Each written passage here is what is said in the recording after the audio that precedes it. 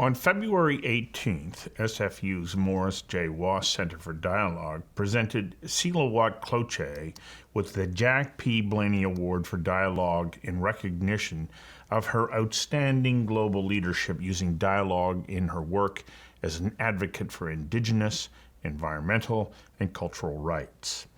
Shauna Sylvester, the executive director of the center, says Sheila's quiet determination has moved thousands from global leaders to young climate advocates. She is an educator, dialogue innovator, and elder who has helped us understand the experiences of the Arctic and learn about what this means for our shared future.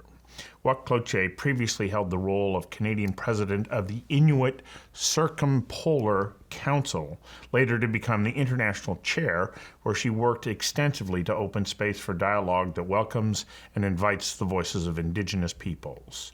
Watt-Cloutier's dialogue approach brings in indigenous storytelling as an empathy-driven connector between the minds and hearts of those she works with. Watt-Cloutier is the author of the memoir The Right to be Cold, a chronicle of Canada's North, detailing the devastating impact of climate change on Inuit communities. We invited Sheila Watt-Cloutier to join us for a conversation that matters about the changes she has witnessed in the Arctic.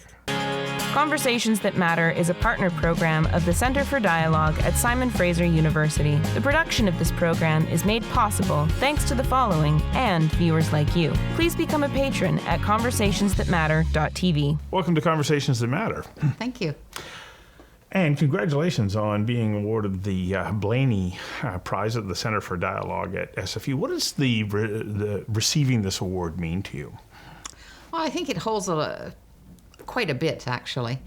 Not to say that I think I've had enough recognition over the years, but everyone is special. Yes. Each one is special, and they're very timely in that kind of recognition. And I never see it as how can you say, me getting the recognition. Right. But it's more about people getting the message that I've always been trying to relay over the years, the many years. And so for me, it's resonance of truth, and that's what matters to me. So the meaning at this time is that, a lifelong journey of almost 20 years of trying to signal to the world in the style and approach that I've always used, and that is building partnerships, building bridges, and trying to get the Arctic to put on the map the Arctic and its people in a world that barely knows who we are, much less the negative impacts globalization is having on our way of life. And so it's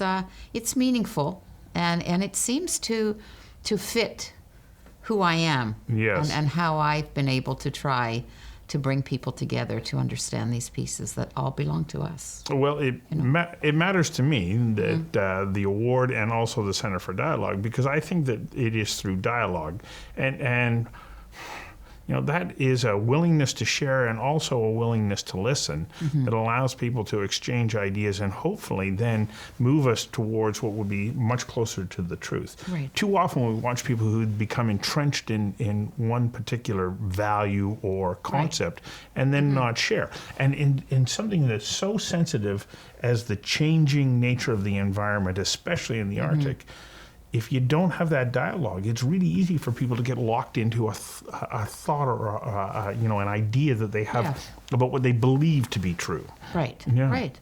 And the Arctic is a place, and I say this in all the talks that I give. What happens in the Arctic doesn't stay in the Arctic. It impacts everywhere else in the world, and it's sad to say that now that other people are going through their emergent states of emergencies, as we have for decades now, are starting to realize that Arctic connection. So my work, it's been ongoing 20 years, but it's now becoming even more relevant because people are wanting to hear the Arctic story from the human perspective. So I've only been to the Arctic once in my life, and it was in the summer, so I don't really get a sense. And because I don't have the history of having been there, and I was only in one city, so I didn't get a chance to tour around.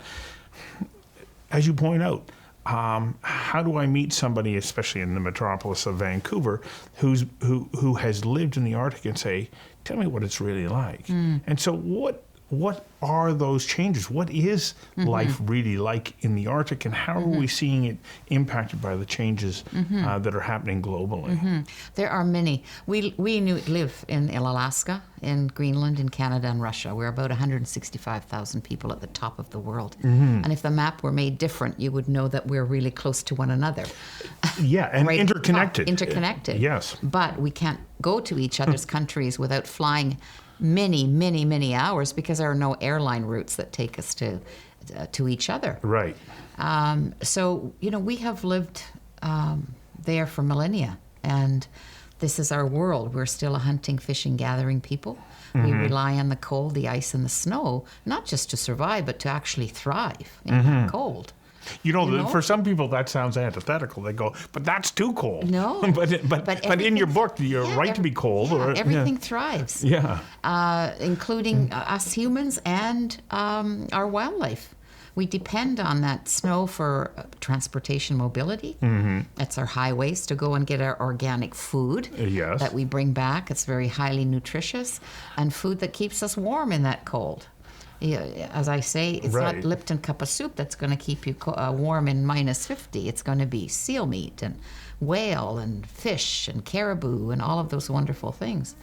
And so for us now, having to deal with, but you have to go back a little bit to the historical context Yes. when I talk about that, because the first wave of tumultuous change started to occur long ago, and the historical traumas that were inflicted upon our people in the Arctic, whether it's forced relocations into the high Arctic, the dog slaughters, children sent away very early. I was one of them at the age of 10 to residential schools and so on.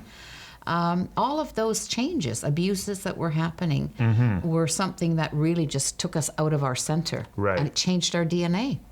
Here we Yes, this were, is true. a people that were extremely ingenious. We are the inventors of the kayak, the boat, replicated worldwide. We Yeah. are the people who can build a home of snow, warm enough for your babies to be birthed in. This is ingenuity. This is the best architecture. So we're not just people who just, have no sense of direction or no sense of wisdom. Not at all. It's the opposite. We're people who've had to rely on everything. As you're saying that, I realized that when Shackleton went to the South Pole, the only way that he was able to do so is because he had spent, what was it, a year and a half, Something like that. in the high Arctic Learning. and learned from the people whom, well, in essence, saved him and his crew, because otherwise they would not have survived. Right. And what did they know? They knew how to survive in that environment. And so it takes a depth of understanding and experience and ingenuity to be able to survive in that kind of weather. And there are many explorers who didn't at their peril. That's they right. didn't listen to Inuit. That's why at their peril they died. Yeah. But going back to the remarkable way in which we teach our children and the power of the Inuit hunt, it's not just about the technical aspect of learning how to become a great provider and a great hunter, but the character building that happens on that land and on that ice is key. To how to be bold under pressure, how to withstand stressful situations, how to not be impulsive on the land, because that kills if you're impulsive, and reflective. And, Yes. and really, ultimately, it's about developing sound judgment for our kids and wisdom. That's the hallmark of Inuit culture, is that. So you can say that the ice is our university in many ways. And so that and probably a pretty harsh teacher if you're not listening. That's right. Yeah. You're gone. Yeah. You're a goner. And so here we are in that place, trying to understand these pieces of our historical context, why we've come from such a very independent, ingenious way of life to now being so highly dependent on substances, processes, institutions. What happened along the way? Well, and artificial housing as well. Artificial housing that brought on, health problems of all kinds with no running water. In those days, when I was growing up, I didn't have any until I was 20. So all of that was happening. And then we started to get a good handle on recognizing what happened in our world about 10, 15 years ago. And we thought, not only do we need to understand these pieces to move beyond and heal, But we need to also find ways in which we can ground ourselves back Right. to this place. And we realize it's our culture. It's right there. The remarkable way in which we can prepare our children for the opportunities and challenges of life. And really, it's not about either or, going into way back in the days of being Inuk, but being the Inuk of today. Yes. But reaching for those remarkable learning skills and character building skills right there in front of us.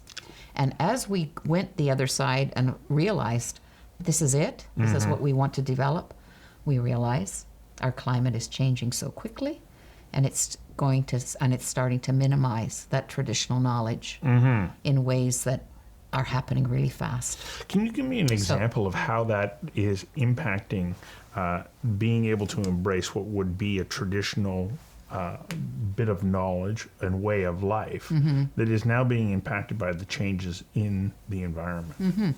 Well, our elders and hunters will say they will still teach. Of course, we all still teach our children, for sure.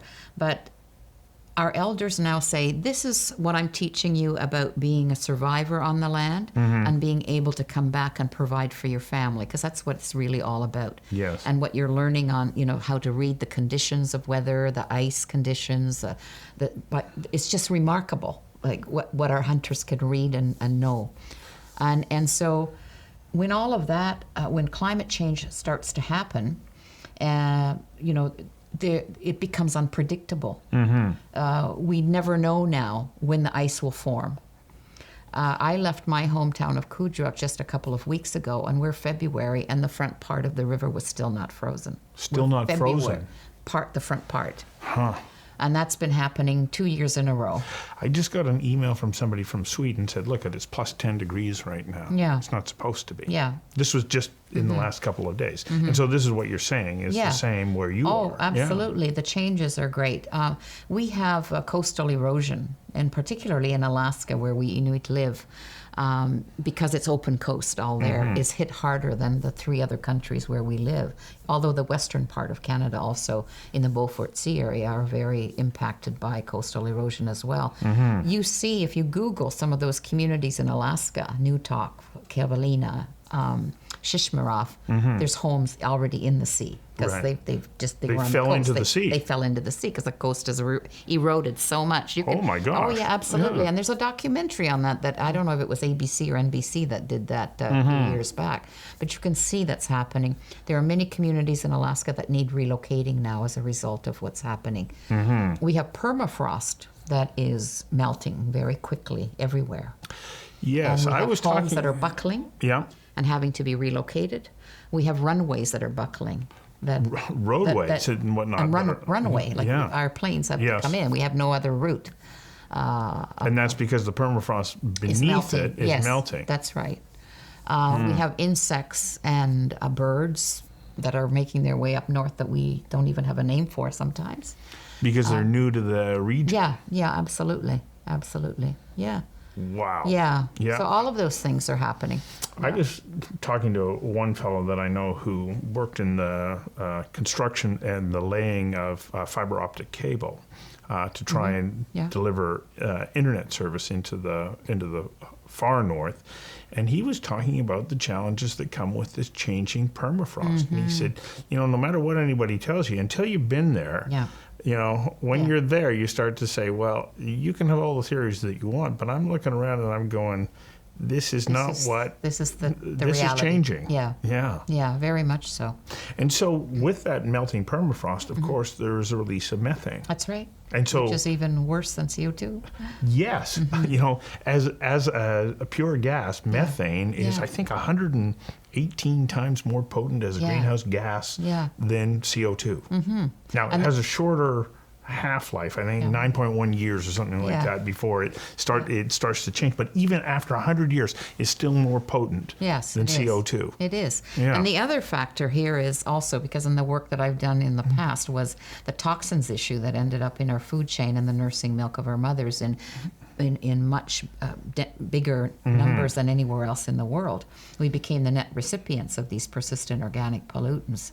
So the POPs treaty work, the toxins. Yes. Well, the toxins that are a byproduct of industry and pesticides and so on, they make their way up into the Arctic through the weather patterns. Deposit, they go back up. Deposit, they go back up. Deposit. But when they get to the Arctic, where it's too cold in the Arctic sink, well, for now they're dormant in there, right? But when the warming starts to happen even more, there will be a re-release. Okay, you're telling me something that I don't know. Okay. Like, I have not heard this before. Yeah, I've heard it many times from scientists. And I've so on. got to do more so reading about So this. there will be a re-release. To think that we would go through a UN treaty, ban these substances at their source, and that they would re-release and show themselves again because of the warming climate. You know, you were talking about culture, way of life, and so on. And I was also reading that you talked about a neighbor of yours who was a very skilled hunter. Knew his way around the Arctic incredibly well. And one day he didn't come home. Yeah.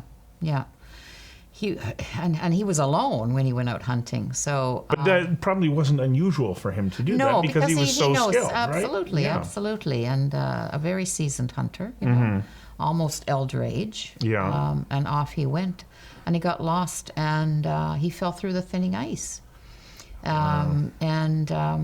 He was out there by himself, and he had buried himself in the snow to try to protect himself until help came. And he was found, and he lost both his legs. They froze. Wow. And so I watched him as my neighbor across the street in Iqaluit, where I was living for almost 20 years, which is even further north from my hometown where I am now living back in. Right. And to see him go from that place where, you know, he was getting used to the... what are they called? Prosthetics?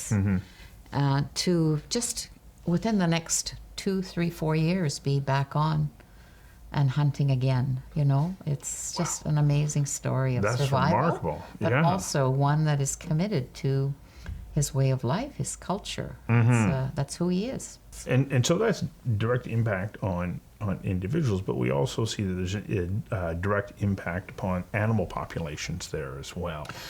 When we see these changing conditions, how do those play themselves out? Well, I mean, the world tends to want to just focus on our wildlife. You know, the heartstrings of polar bears, you know, all the cuddly, furry animals that need to be saved, and so on. But this is the interconnection of life. Yes, but there's a real history though to this animal rights movement that has wanted so much to save our is a very misguided way that really demolished our own sealing industry, not industry, but the subsistence of our hunt, the byproduct of the subsistence of our hunt. We were able to make a good living back in the 60s until the animal rights movement, including Bridget Bardot, came over and just with a broad stroke took away our little economy that we had going. But getting back to your initial question again, you said... Yeah, I didn't actually bring up polar bears. I was talking about the relationship between the changing environment and the impact that it has on the entire animal kingdom that lives within yes, of course. That environment. Of course it does. It does. And I know that because the polar bear issue always comes up. Everybody wants to save the polar bear. But as we speak, they're thriving right now.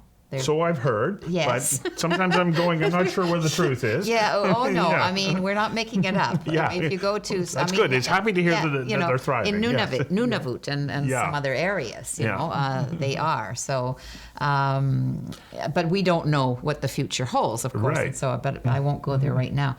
But yes, I mean, everything, as I say, the colder it is, the better off we all are in the Arctic. But because that's the environment that they learn to function and survive in as well. And thrive. And thrive. So coming full circle in our conversation, because we're just about out of time here, we talk about the need for dialogue. When you speak to people about what is happening, what is it that you're hoping they can take away with them, and how would you like to see them move us towards action that will make a difference? They are learning things that they never quite heard it that way before. You know, the idea that the ice is our university, and the idea that we holistically teach our kids Right. the character skills and life skills, which are so transferable to the modern world. Mm-hmm. And you know, the fact that we have the highest suicide rates in North America is extremely telling of how our social and health indicators have not improved, even if we've had institutions of health systems in place. Something's not working there. Yes. And so we have to readdress and look at these issues very deeply. And so for them to understand that when I say impulsivity is one of the things that we've discovered is a factor in young kids taking their lives. Suicide can be a very impulsive act. Yes. But it's not to say that you're not in a dark place and need coping mechanisms and help and healing to get out of those dark places. However, it really is about addressing these issues from that very human perspective, and realizing that culture and language and all of those things out on the land are really part of that solution to addressing that. And if you haven't learned those kind of skills, like how not to be impulsive on the land, or let's put it this way, if you've learned how to be not impulsive on the land because you knew that impulsivity put you and your family at risk, then you are probably more apt, if you've integrated that culturally, to have the strength when stressors come in the modern world to be able to say, I'm going to get through this. And this comes back to your point So- about how strong and how important it is to be connected to one's culture. Absolutely. Around sense of self, Yeah, absolutely. confidence, Yes. skill set. Yes. All of these things are fundamentally important. They are.